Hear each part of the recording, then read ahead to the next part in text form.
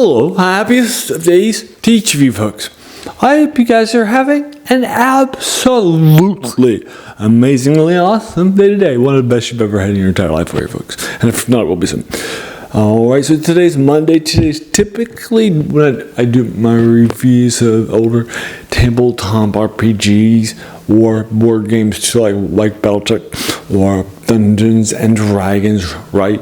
And that sort of a thing too. So normally I record this on a Sunday, but we were celebrating somebody's birthday a couple of Sundays ago, so I just wasn't able to do that. For you folks, was out the previous week. That sort of a thing at my reunion. So sorry about that, but now we're back to basics for you folks. So today we're doing the final one in the BECMI series, in the BECMI series that I've played for you folks. This is X12's Skarda's mirror. For you folks, so let's get started with this fun thing for you folks. Now this is in the BECMI series, right? And that sort of a thing too. As a reminder, I started playing BECMI for you folks as a kid.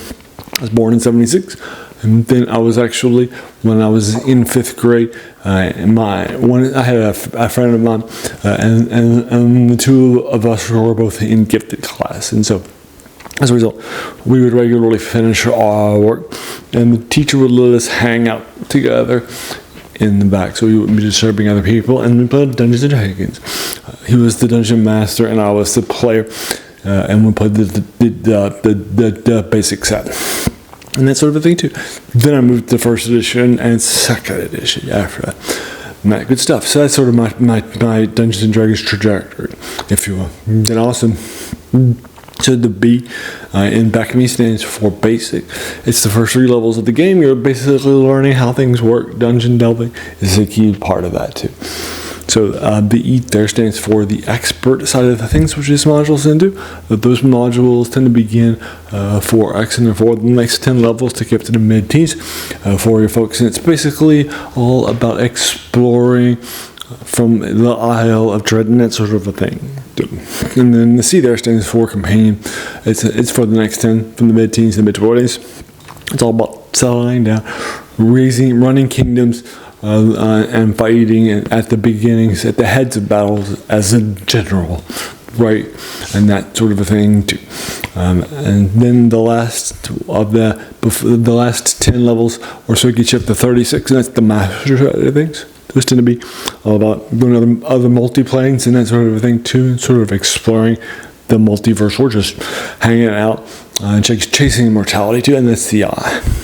It's sort of like demigods and that sort of a thing too. So that's what all those stands for you.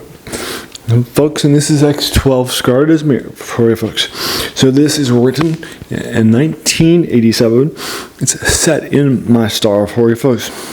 It's with levels at around 5 to 8, a little lower typically than you would expect by this time in the levels. Just as a heads up. And that sort of a thing too, right? I'll open it otherwise. For you folks, this is by Aaron Allston, and the cover art here is by Tim Hildebrandt. And that sort of a thing too. And then the interior art here is by Williamson and Jeff Easley. I actually own some Tim out. Actually, I'm not sure if it's him or his brother, but one of the Hildebrandts. I have some art from their MTG era. And so I have run this just as a heads up as a dungeon master and as a player too. So I sort of both of those experiences. When I was a dungeon master, I set this into my Sandmeyer campaign, which is in the plain of Hamed, which is a sort of inspired by the Middle East, North Africa, some sub-Saharan Africans influences here too, Central Asia. And Southeast Asia too, right? That's more of a thing. And so it does have a lot of those influences, right? And then in there we had something called the Sandmeyer, and this is in the central city of Kaibar, which I took from the module of Day of Alak for you folks. So that's where it is set. So the plot here is relatively simple. I don't think you'll have too much issues here. A big bad named Skarda, who's in the title, so you'll figure that out. Had regularly been terrorizing the area of that nation, which is my star, and then plotted a coup, which was found out by wizard adventurer who, after his death, brought back his magic mirror and wishes, and with him and his wife, they've sort of settled down. Now they've disappeared, and so there's a lot of folks out there trying to figure out what's happening. And so you are brought in to go and follow them. Nobody has been set foot into this tower and come back, if that makes sense. All right, so the plot and concept here are relatively okay. Right, the battles here are fun. I don't think there's anything great, but there's nothing, right? But there is something that happens here. About 20-25% on the way through, that I do feel is a bit of a forced plot, just as a heads up. So the enforced feel is a little, the enforced capture of you and your entire party is definitely something I'm not a super big fan of, right? When that happens. That's happened a couple of times here and there. And that sort of a thing too, but I think it ignores, the fact that these are players, and they may outsmart you, right, as a dungeon master, or outplay, or even just outroll you, and that sort of a thing too. So I just don't feel the forced capture works to make it work for yourselves, and that sort of a thing too, right? But yeah, so most of this module though is about learning of this world that's on the other side, Skarda's mirror, an alternate plane, if you will, and that sort of a thing too. And there's a crazy group of things that are happening out there. You'll learn a lot of different people. There's definitely some political sides to this too. And so your charisma score here should be pretty good. And it shouldn't be a dump stat, right? Because you can definitely try to, because Skarda is very, right, he's right, his mirror and the bad guys that are here, all of them down the blocks, they are powerhouse. And so you're just a lower level at between 5 and 8, right? And that sort of a thing too. So you will need to bring in the people against them. Right? I think you'll enjoy it lots. But it also does sometimes have a little railroading here and there, just as a heads up. So I think a 7 out of 10 here works. It's suitably fine, and that sort of a thing too. But there you are. For all those reasons, that's my review of 1987's Skarda's Mirror. For you folks, and there you go. Let me know what your thoughts are all up and down the box. And if you enjoyed this too, right? Have you run as a dungeon master like I did? Have you run as a player? Both? Neither? Have you just read it a few times? Whatever. I'm happy to sort of engage you with it further in the comments below, whatever your thoughts are. And if you agree or disagree with my 7 out of 10 2 for this my star-based Skarda's Mirror in the BECMI series, so let me know what your thoughts are. I'm happy to sort of talk with you about that. Right? All right. And there you go. I also do reviews on Wednesday of older video games, and so as well as some let's plays of them too.